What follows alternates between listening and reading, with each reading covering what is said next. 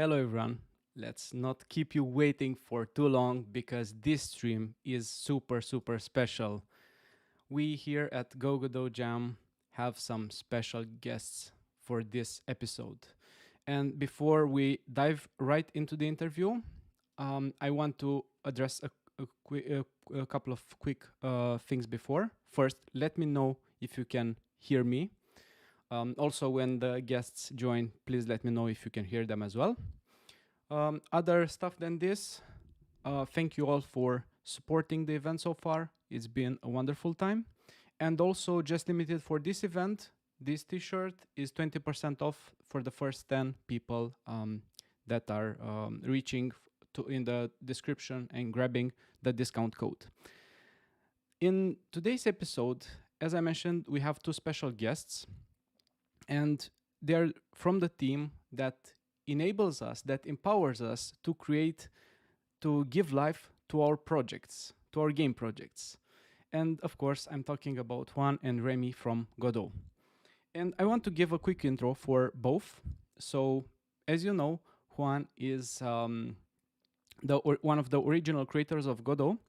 He is currently the technical lead of the engine, and he is responsible for implementing the most important features that we all want and hope for in the engine. Rémi is the project manager and the maintainer of the engine. He is responsible with filtering tasks that come from you, from everyone else on Git, but he is also responsible for managing the communities and handling the official communication. So, this is for the intro. Now let's get started with our guests. Now we are live, so welcome. Hello, nice to be with you, everyone. Yeah, it's also nice to have you here, and thank you for accepting the invitation of joining this session. Okay, I did a short intro, but would you like to add something extra for any of you?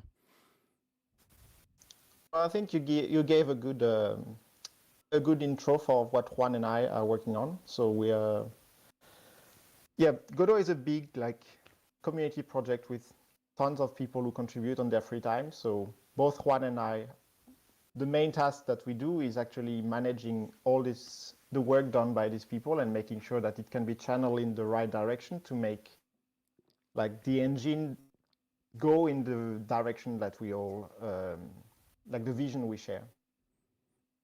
Okay. Nice. And I would love to hear more about the vision of the engine, but this is for a little later in the interview. Okay. First, I want to congratulate you on receiving the funding of 100,000 US dollars. If you don't know, the Godot team received recently a funding that will empower the engine to push further. So that's really awesome. So I want to ask you first, what do you think about GoGodotJam? I think it's a great event. I really like the form that we went for to have daily videos or streams, letting all creators in the community participate with their own content. I think that's it's a nice idea to have a focus for 1 month or several weeks on what do the content creators in the community do, and then what does the community do itself during the jam. Nice. Yeah, my idea when I initially started this project was to basically fix the main issue that Godot has, which people say all the time, that Godot doesn't have tutorials. Or I think you have heard this a lot of times. Like, oh, there are not enough tutorials, I'm switching engines. And I just don't want to hear that anymore. So that's kind of the main point. And of course, I do want it to evolve in something much more than this, to empower other creators, especially in the Godot area, either being content creators or game developers, And now with the fundraiser, the official Godot team. So yeah, that's the purpose. So I would also want to ask you, what are your favorite games made with Godot? If you have any favorite. That's a trick question. I don't know if Juan has favorite games. He doesn't play a lot of. He doesn't have much time for playing, I think. Yeah, there's a lot that I really like. I would not be able to say which one are my favorites, but I'm really looking forward to many of the. I really like many of the games which have been released recently, like games like Resolution or Rockset Revolution, and I'm really looking forward to some which are coming up, like TaleQuest and Fraud's Fury, Nye or Neige, however it's said. The game whose name I forgot, about taking care of rabbits. I mean, there's a lot of nice. I really like that there's all kind of games which are being made in the Godot community, and some with a very high level of polish. So I'm really rooting for all the game makers and hoping to see like some of them become really big hits, because that also, of course, shines a good light on the engine, so we all benefit from it. Yeah, and I wanted to ask this later, but I'm pulling this sooner. What do you think about the AAA studios, for example, like Sonic Colors, making their game with Godot?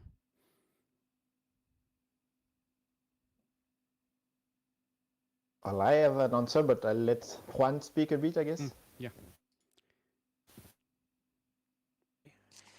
I think it's very interesting. Bigger studios are finding it interesting to work with it, provided some of the limitations can be worked around.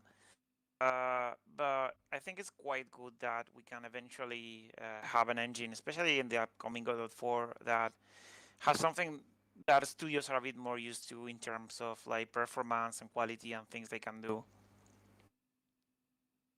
Yeah, but do you think we will see more AAA games, or the engine is still not fully matured yet for those studios?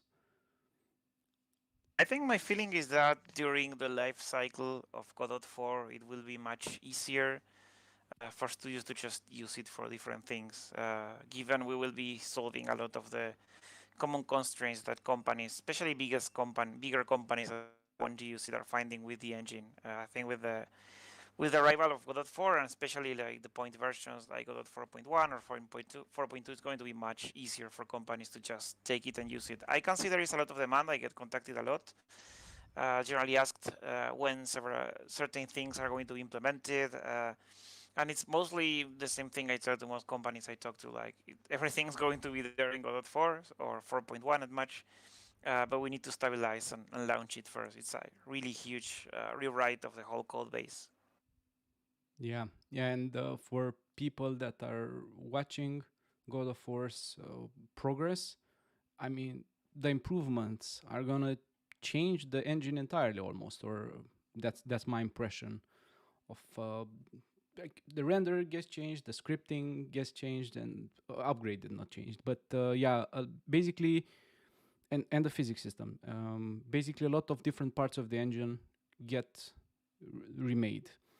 And this is a huge task, and yeah, the team is still small, and I got a little scared when I was reading Juan's tweet 6 months ago regarding the funding issue, that um, you release Godot 4.0 and then you might have problems with that, but that shouldn't be a problem anymore with this new funding, right? That gives us some more buffer, like some covers a few more months to pay everyone on the team. But yeah, it's true that the difficulty we have with Godot is that like we get monthly funding through Patreon, and PayPal, which is like already helps cover several of the salaries. But we also got significant funding from like Epic Mega Grant and Facebook and Kefir last year. So we had like a lot of cash last year, so we could hire a lot of contributors to work on the engine. And then in this year, we haven't yet managed to get like as much renewing grants to like keep on the same level. So this grant that we got last month helps a lot. We hope that we're going to get some more in coming months that will also help. So like I would say there's no like risk for the stability of the core team. Now we have things pretty much under control, but we still have to make everything like a bit smoother so that we don't have to worry so much about, oh, are we going to get a 100K or 200K grant, or will we have to let go of some contributors because we will not be able to pay everyone? So, but we're working on a new funding platform that will be a bit more like the Blender Development Fund. So move a bit away from just being mostly Patreon focused and have something more that we manage ourselves, where people can donate directly. It will still be a similar thing where people can donate monthly, but made by ourselves. And then once we have that in place, and it's been taking more time than we wanted, but it should be coming soon, then we will also start to communicate a lot more to try to reach a bit broader, like maybe some smaller and middle-sized companies that want to be sponsored at like not at a crazy like 100K per year level, but 15K per year is also like a lot of help. So that's something that some medium-sized companies can afford. So we have like good plans for next year, and we should be able then to expand the team some more to work even faster. Oh, that's really interesting. And I mean, people are already looking at Blender's success and after 2.8, and Godot should just follow in the steps, or even better. I mean, better is even awesomer, but having like after 4.0 and to have the platform ready. I don't know in how it will look in the end, but hopefully it will give you enough so that you can hire a bigger team and you get the features that because a lot of people are waiting for a lot of features at the moment, and yeah, some are disappointed that you cannot fix everything, but yeah, it's impossible with the number of people that you have currently, so you have to prioritize. But yeah, definitely, like we do want to have the new funding platform before Godot 4 comes out, because once Godot 4 is released, there will be a lot of like news coverage and a lot of many new users starting to try the engine, and then it would be a good opportunity for us to convey like, this is what we are doing, this is how you can help us, this is how we are using our funds. So this new platform will also let us like document better what we're doing with the funding we get, so that people know like, okay, that they are sustaining a team of this many people, and if they could get more, they could hire like 2 or 3 more people to work on specific areas of the engine. And so it's going to, yeah, please continue, sorry. I just mean, we saw with the Godot 3 release that there was a huge increase in the size of the community and in the funding that the project got, and we could hire lots of users, and many bigger companies were interested. So it's going to be the same with Godot 4, we expect, given like how much mature the engine is becoming. Yeah, and or will the platform support also for people to donate or support in any way particular features? Not initially, but we could eventually we could figure out maybe a way to do like Kickstarter-like fundraisers. So it would not be like everyone just votes on the feature that they want, but more we propose that we want to work on this. we know someone that we're going to hire for it, and if we can get some funding and that like resonates in the community, then this can be accelerated and not be something that gets worked on in the long run. Yeah, I get the feeling that professional game developer companies do have some specific needs, and yeah, they want to but fulfill. that we already do. It's more like then it happens more behind the scenes that they contact us and then they say, we'd like to see some work done on this, and then we see how it fits in our roadmap, because the requirement for us is that we only work on things that is what we would have done even without the involvement of a company. So it's like we don't do work for hire for companies. It's more we want to work on VR support, and then Facebook is willing to donate for that, then we can hire someone to work on VR support. But it's not like working only for what they wanted. It's more general thing based on open standards that benefits everyone. Yeah, I understand. And this is also interesting. Speaking of features, because there are so many pull requests, there are so many feature requests.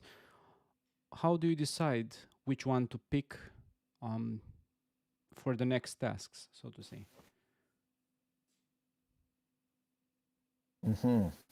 That's that's a difficult question.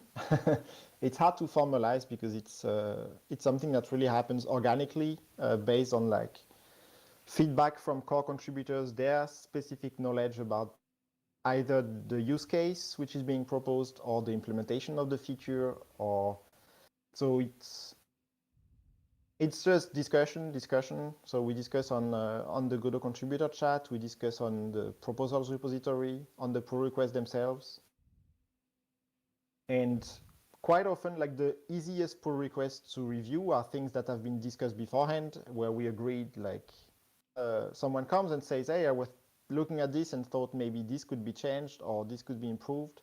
And then if we kind of pre-validate the idea beforehand, then it's much easier to make a pull request, make sure that the implementation is good, and get that merged. So that's why we started this new workflow with the proposals repository, to ensure that we can have approved proposals with like support from the community, and that we do things that are actually useful and not just that sound nice, but that actually nobody needs.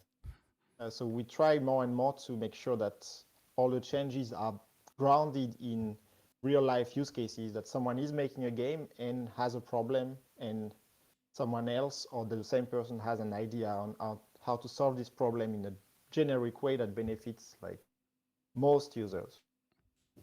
I see. Yeah. So basically, yeah, trying to figure out what impacts people the most and trying to focus on those things first. And yeah, try to avoid. I mean, even some particular use cases that just a few people want. Those probably will be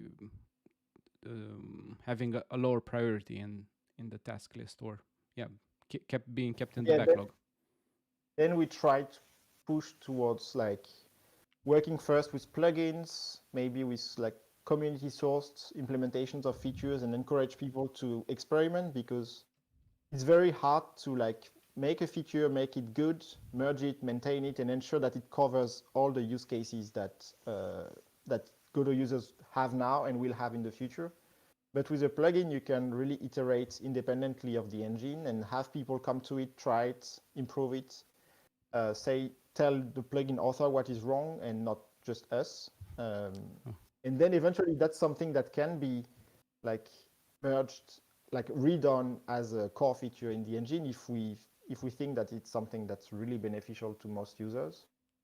But we're also trying to make it very easy for plugins to be distributed, also with the new GD extension in Godot 4, kind of the evolution of GD native, which aims to give more control, more access to do things like you would do if you do a C++ module or modifying the engine directly, so that you can distribute these modifications much more easily.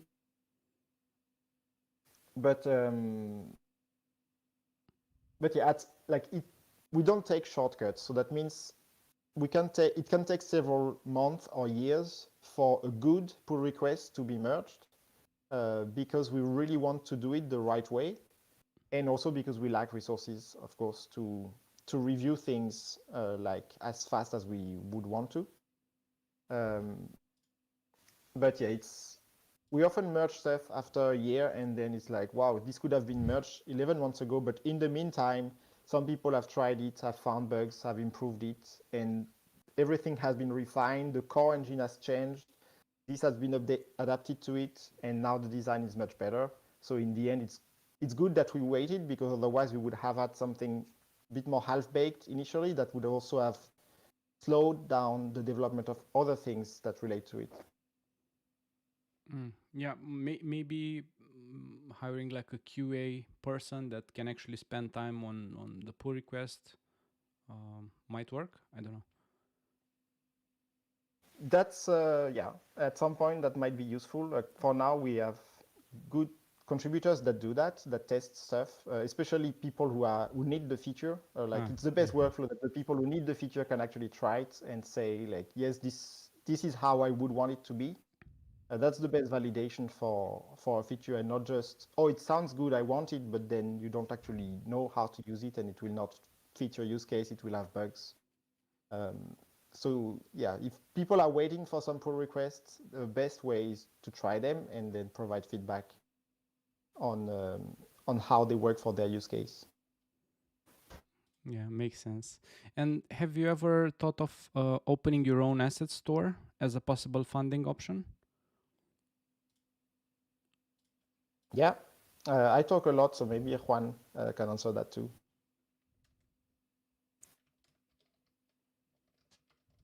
So this is something we discussed since some years. It would be very nice. There's a lot of interest about it. We did polls on the community, and like most of the community would be happy to be able to sell and purchase assets and donate a share of the sale to the project. And it could be interesting also for the project as a way to do this. The problem is that due to the project legal framework, the way Godot exists as legal entity right now within Software Freedom Conservancy, this is a bit difficult to do.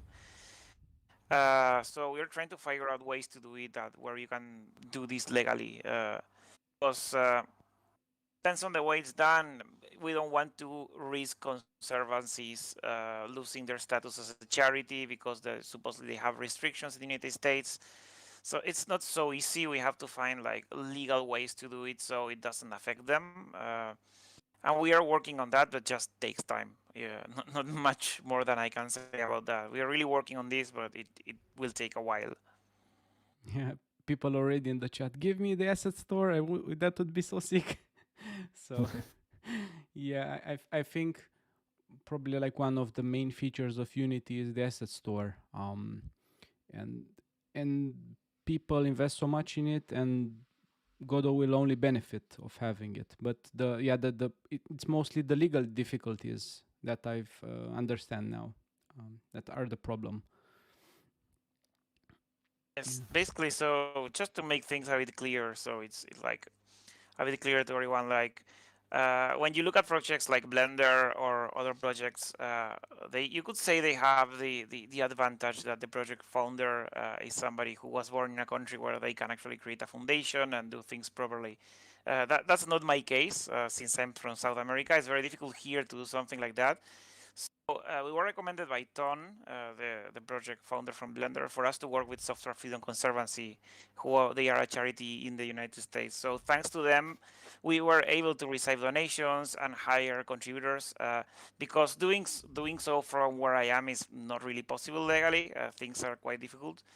So they were immensely helpful for the project to grow, to get donations and everything.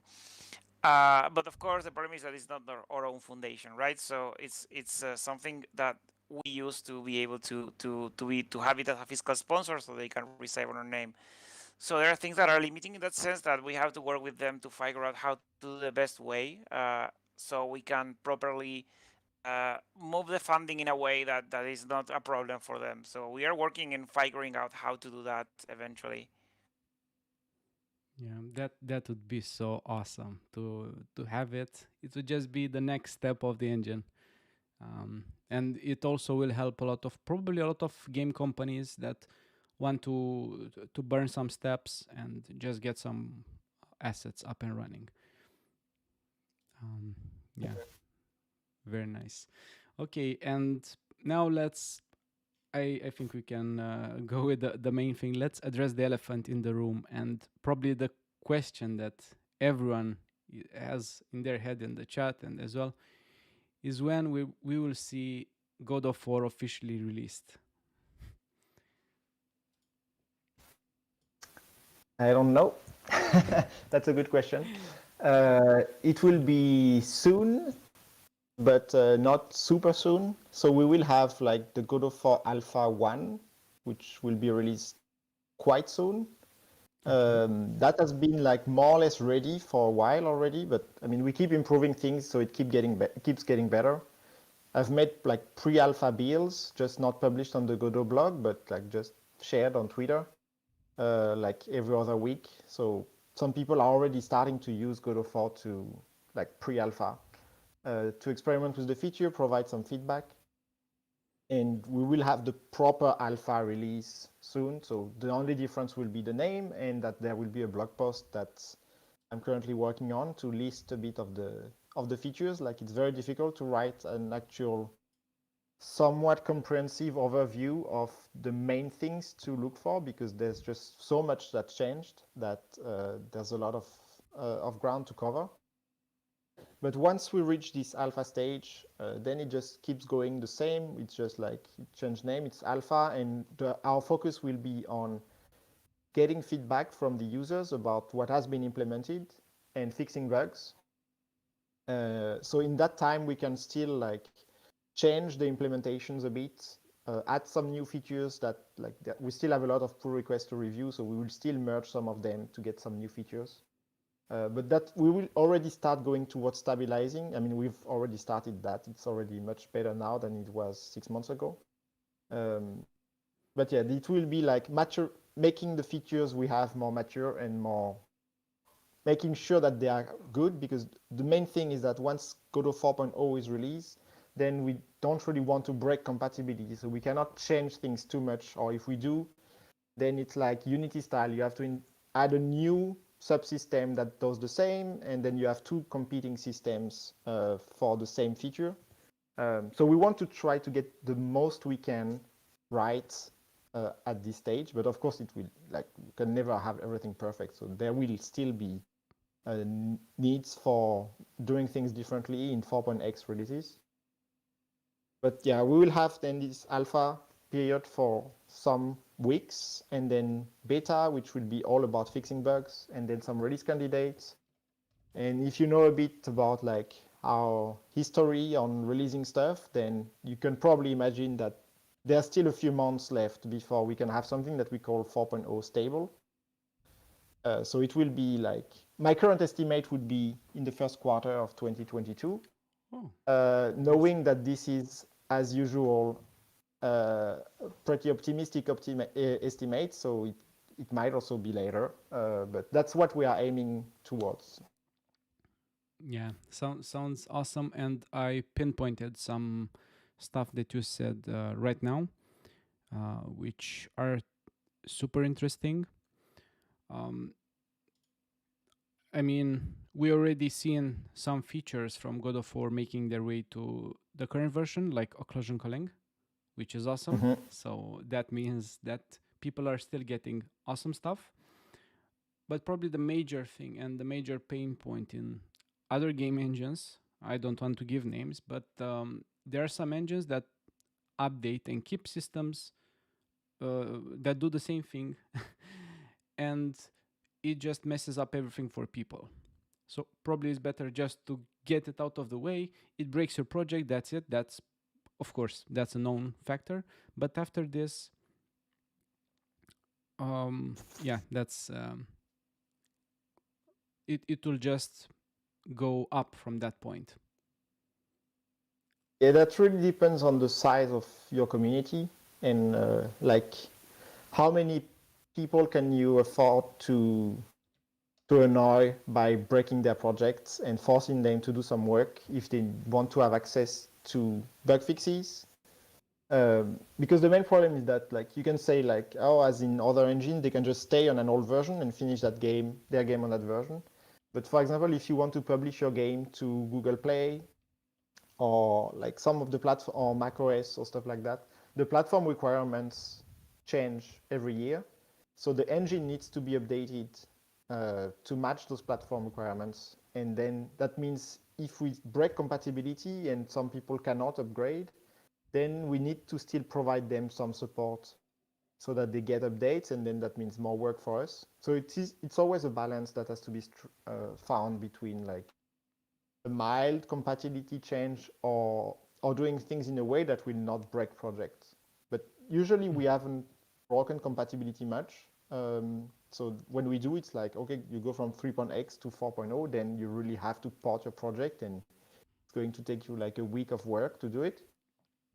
But yeah, I mean, we can find ways to, for example, if we want to modify a bit the way some feature works, then it's easy enough to add like a boolean to enable if you want the new way, which will be enabled by default, or if you want to get back the legacy logic that like might have a bug but works fine for many games, and you don't want to break those games if it's not easy to port it.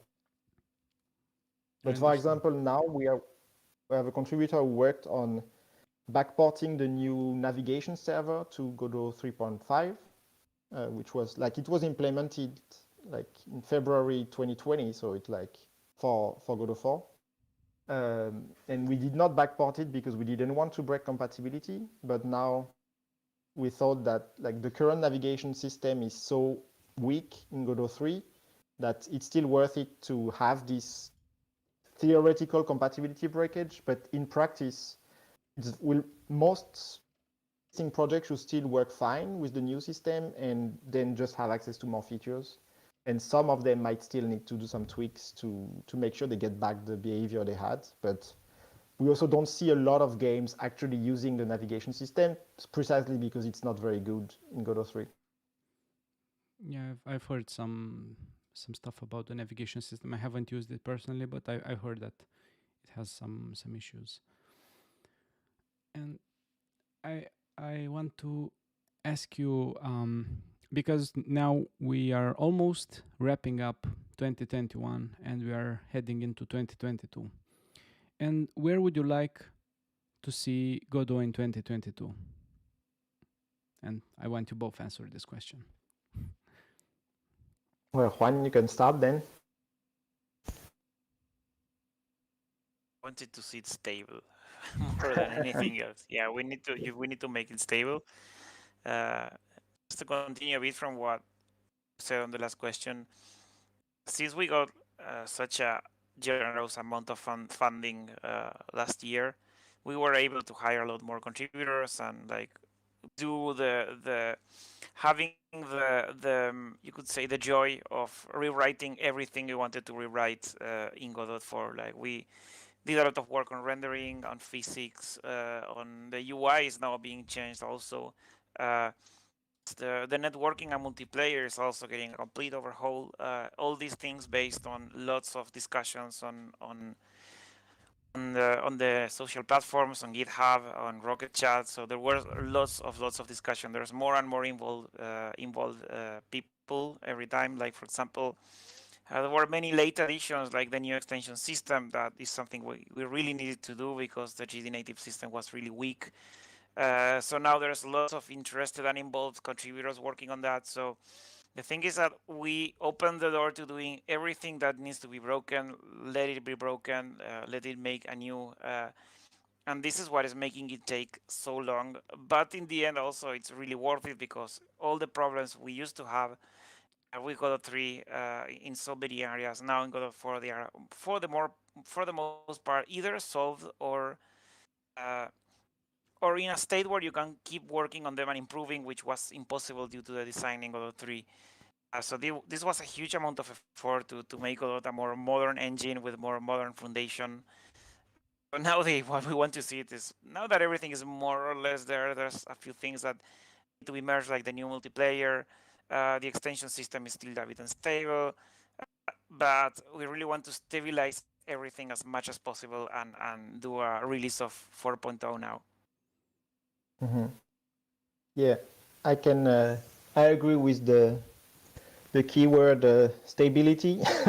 It's to stop like redoing everything, but then have something solid that we can iterate upon like faster and without as much breakage basically that we so we will like put small touches to make things better. And if you like for those who were around at the Godot 3 time, like Godot 3.0 was like this big upgrade but quite a big mess too. A lot of things were not like as polished as they could be, and then the future releases like 3.1, 3.2, and now everything we're getting now is really making everything very usable. It's always usability, usability, usability, and making sure that the features we have are actually easy and fun to use and that they work well to make good games. And with Godot 4, it's going to be the same. So we are really looking forward to the 4.1 and 4.2 and 4.3 releases where we will scope them much smaller. I think we will also try to aim for like much shorter release cycles. Like we're already experimenting with that, like with 3.3, now 3.4 and 3.5. Like I expect to have 3.5 ready quite soon. So in the Godot 4 era, we can hope to have releases, like minor releases, maybe every 3 months. So like every 3 months you get new features, and in the meantime you only get bug fixes in the maintenance releases that I do. So we would be able to iterate much faster. And then we can, if we want to break compatibility, we can like deprecate a feature in one minor release and remove it in the next if the users did not like really outrage over the deprecation. So that makes it much more flexible and like agile to improve the engine faster. Very nice. Very nice. Yeah, and having these steps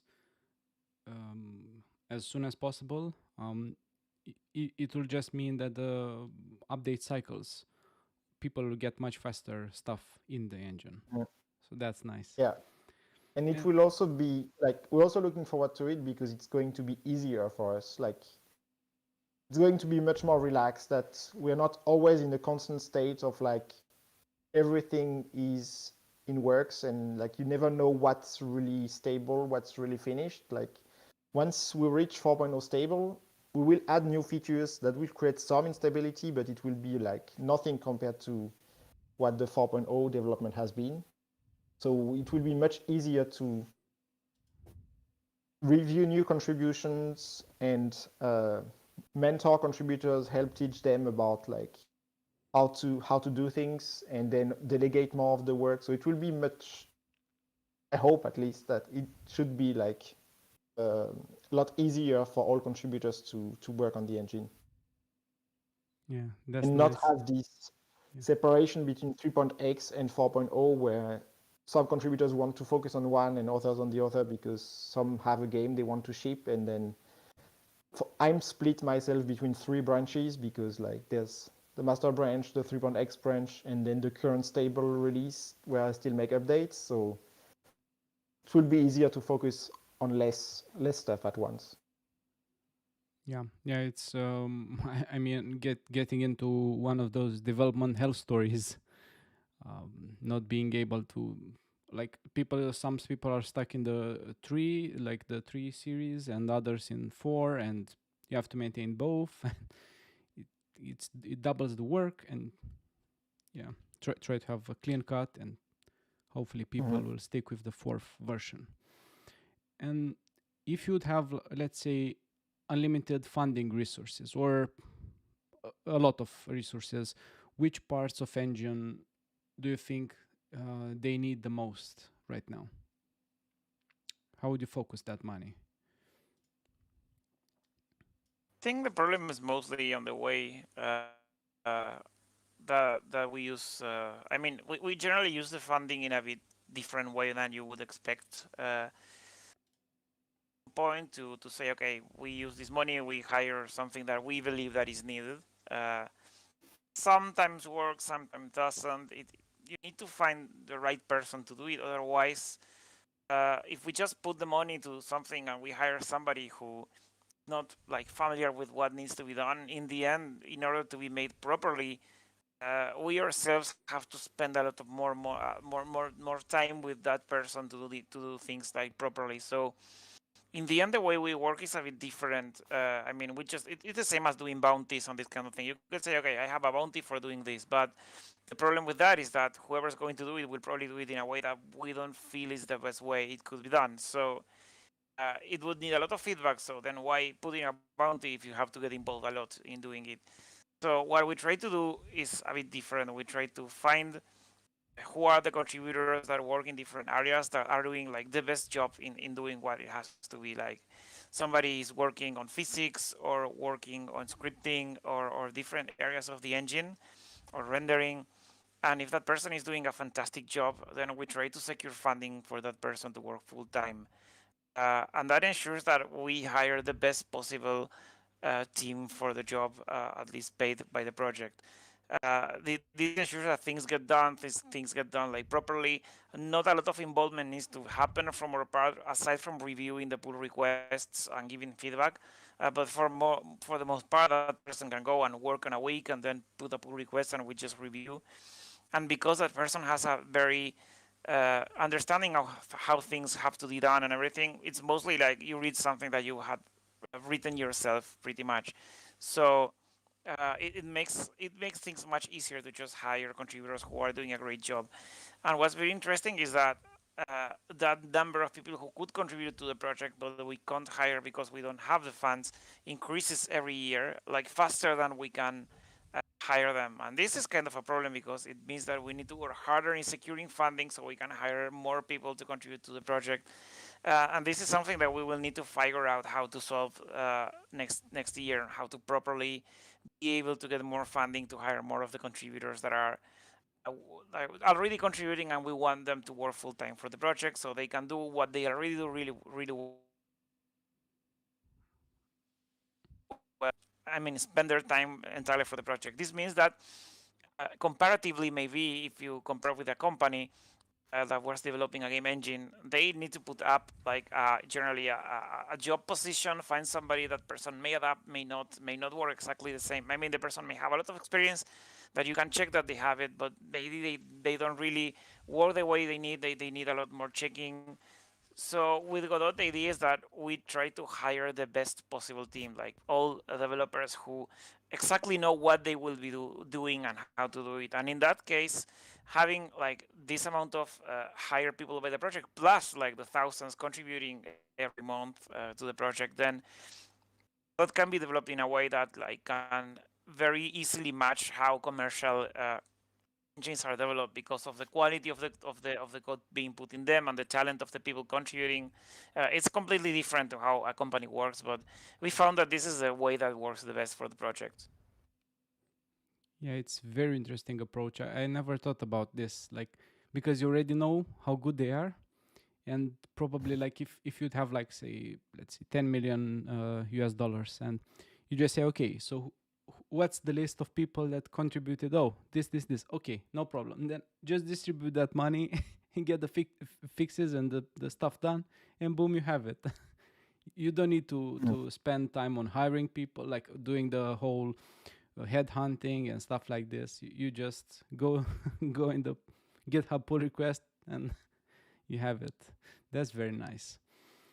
Um, I want to ask you, what is your vision for Godot for long term, in 10 years, in much more time?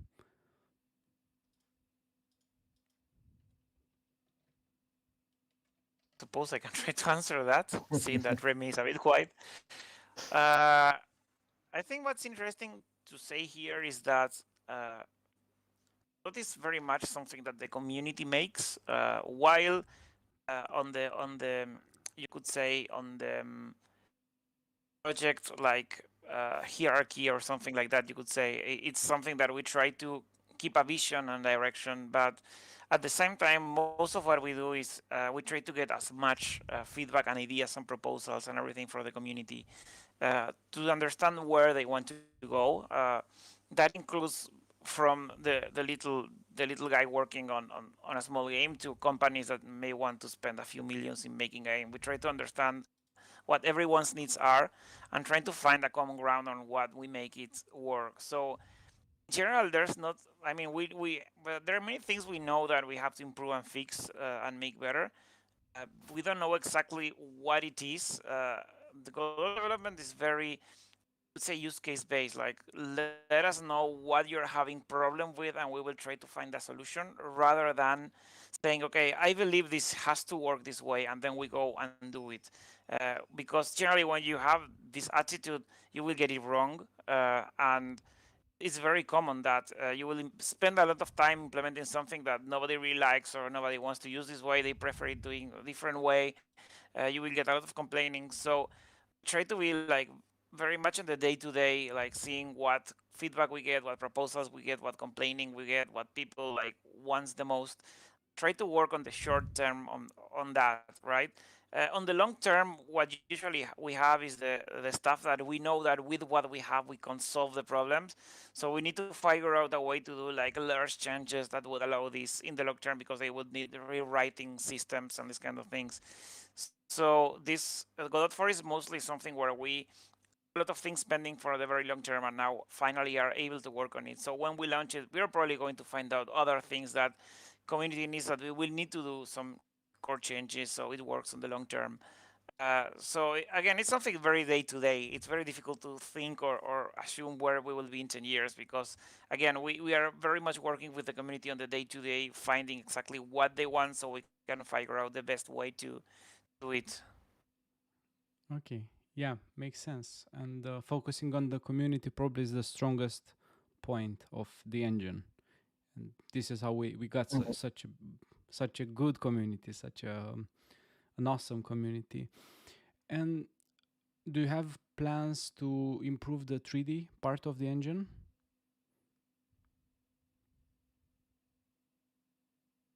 Well, Godot 4 has a lot of improvements on the 3D side. There's like really amazing. We are still not done yet, but you can at least use the features. There's some more optimization work that is going to be done in the coming months. We are finally figuring out that we really need to implement OpenGL in Godot 4 because otherwise we will be leaving a lot of people out and we don't want that. So we are now working on it with contributors. So uh, so yeah, but for the most part, I guess that's pretty much it. Nice. Yeah, yeah. I'm looking for the 3D stuff. I think those will be some nice I think additions. there will be a lot of, like as Juan said, there's already a ton of improvement in Godot 4.0, and then there will probably be a lot more coming once Godot 4.0 is like out and people start using it, because basically it will make the 3D in Godot like actually usable to make like a 3D game without a lot of pain. But then there will still be usability issues. There will still be like, oh, this would be nicer, or oh, can we have like a terrain engine, or like there's all kind of things which are still useful for several types of 3D games, and which will be worked on like more progressively once all this base has been stabilized, and then we can easily modify stuff. But like the biggest change in Godot is that we really rewrote all the APIs and all the systems that were working well, and we just improved them. We just made them slightly better, but with a nicer foundation, with a much more modern code base. So it will be much easier to add stuff to it or change the way they behave. So I think the 4.x releases are going to be really, they will, I mean, for not just for 3D, also for 2D, also for like UI-based applications. Like we will keep having nice improvements. Like for example, you see all the work done on the tile maps. You could also see like grid map hasn't changed much since it was created, and maybe there could be better ways to place content in 3D and to optimize similar contents for some types of games. That's stuff that can be worked on later on. So like, yeah, level design, stuff like that, I think that's something that's quite still lacking in Godot 4 and that we will be able to improve further. Yeah, and I'm really looking forward for all the improvements. It will be a awesome time when the first released 4.0 comes out. I mostly wrapped up with my questions. I have only one question before we go to the people's questions. So this is more on a personal level. Did you ever feel like quitting the project? And what motivated you to stay?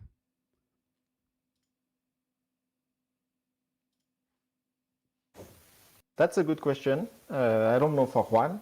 For myself, I don't think I have, but it can be hard at times for sure to work on an open source project like this, of this scale, like because the work we have to do with the resources we have just doesn't match. So we have to do a lot more than what we would do at a normal day job, and we have also to demand like to ask a lot more of people who actually work on their free time. So it's a very difficult situation to be in, to be like giving work to people that actually you are not paying, and then some of them thankfully you can pay, but like with fairly low salaries compared to what they could earn at big tech companies. So the economics of all this are quite difficult, but I think it's quite unique, and it's something that I'm happy to be working on and building. And I think also setting an example and figuring things out for other projects that might want to do something similar. Like I feel like we are working on something which is pretty much new in terms of like company structure or economics or business, or so it's interesting because there could probably be like it could probably be a research topic of like how does a project like Blender or Godot or whatever big project of this scale, how does it work, what are the power dynamics, what are the consensus policies, like as you ask, how do we decide on pull requests, like all this is extremely complex, and sometimes it can be a bit like overwhelming, but for me I like the challenge, and I think it's really I mean, there's nothing better than working on something that you know people actually love and enjoy. So whenever I see people making stuff with Godot and sharing that they enjoy working with it, that's really, really a great feeling. Awesome. Awesome. And you, Juan? For me, it's quite the opposite. I think a couple of years ago, just to give you a bit of context, I already have a career of a couple of decades doing game development and doing technology, and also doing like companies and having doing entrepreneurship, and was mostly doing consulting work before starting to working more time on Godot. Business and investment for companies and kind of, so I was mostly thinking like, well, this is taking off. It was mostly a hobby for me, but it was taking off, and I was like, what should I do? Like, should I spend more time with it and help it like take off more, or should I keep it a hobby and don't pay so much attention to it? But that was kind of the choice, not so much quitting, but more like actually uh, trying to spend more time on it rather than not doing it. But so far it has worked out. So far it's growing so much that it really was worth the effort, and I met a lot of awesome people, so it's very fun to work on the project. So I wouldn't even think for a second about quitting. Like it's so fun that it's very difficult to imagine doing something else for me at this point. That's great to hear. And I think it's an assurance that two pillars of Godot team are really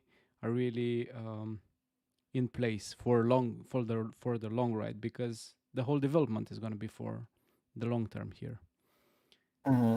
Yeah. Yeah, I think the core thing is that like both Juan and I love what we're doing, and we have no intention of like stop doing it.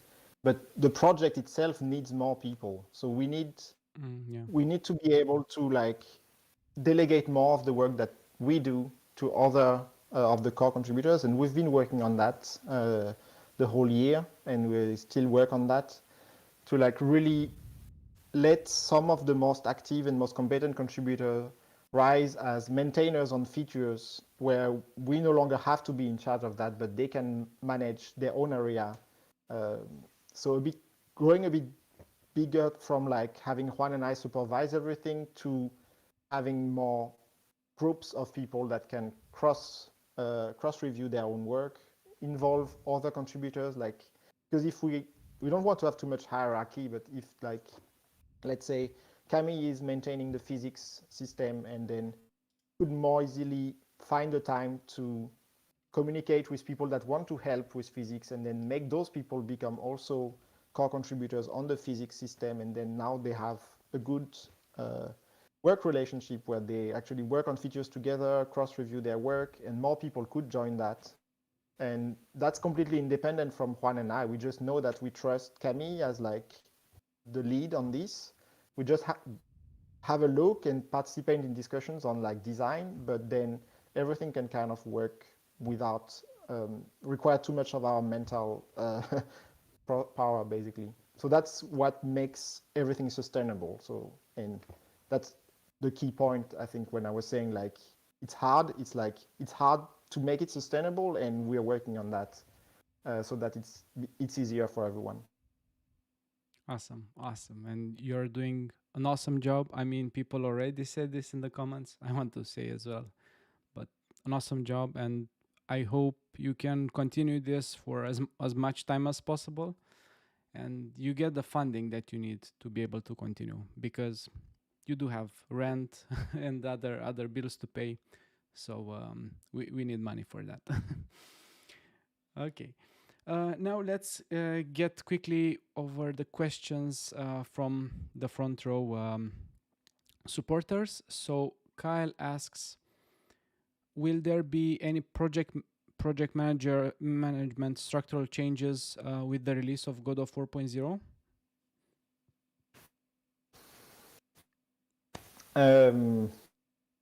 I don't know if it's related to the release of 4.0 per se, but we're continuously thinking and working on improving the way we manage the project.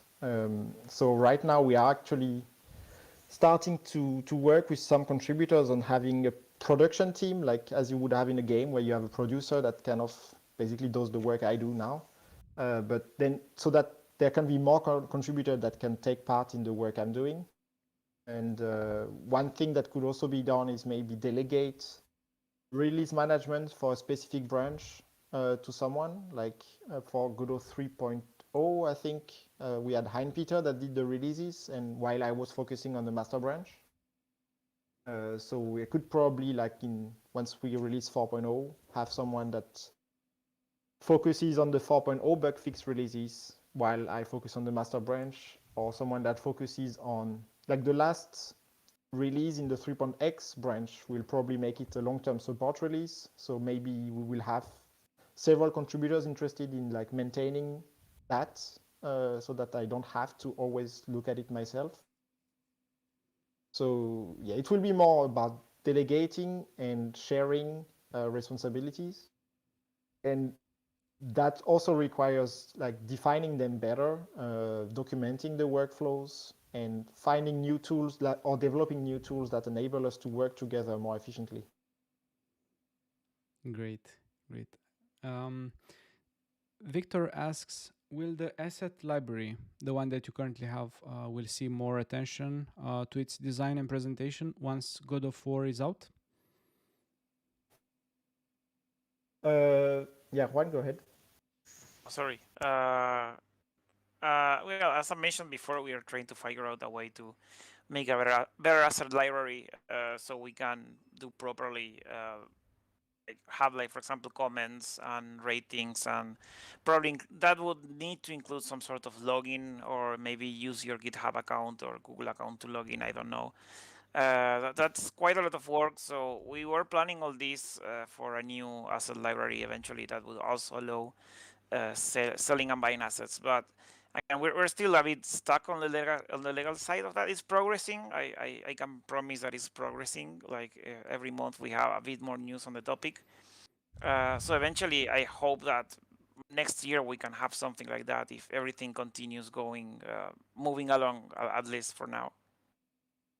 Yeah, so to clarify, the current like interface and design of the asset library is kind of in maintenance mode because we know we're going to replace it by a store soon, as soon as we can. So it doesn't really make much sense to spend time improving what we have now. It will all be like migrated to the full-blown store, which will still allow also the same kind of workflow with of course free and open source assets that can also be distributed on the store for free. Yeah. Yeah, I do hope that the asset library does see some some improvements, and yeah, the integration with GitHub. Yeah, it's been great. Or I don't know if it's strictly with GitHub, but yeah, the repository integration. Okay, and the last question from Kyle. Um, how do you begin planning for such a large change as the Vulkan rewrite to the engine, while remaining true to the original concepts that spawned the engine?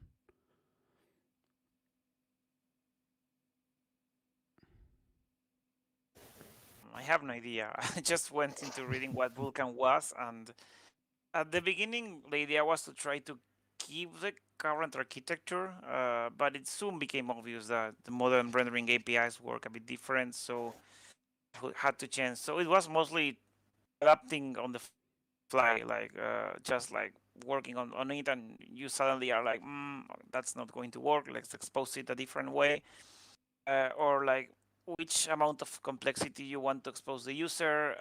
I don't know. We try up to this level. If they need more, then we can add more. But in the meantime, we keep it simple. So it's something that happens on the day-to-day basis mostly.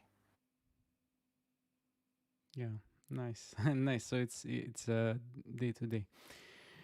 Okay. And this is it for the front row seat questions, and my questions are done. So if there's anything else you would like to add for the people here and the people that will be watching the replay.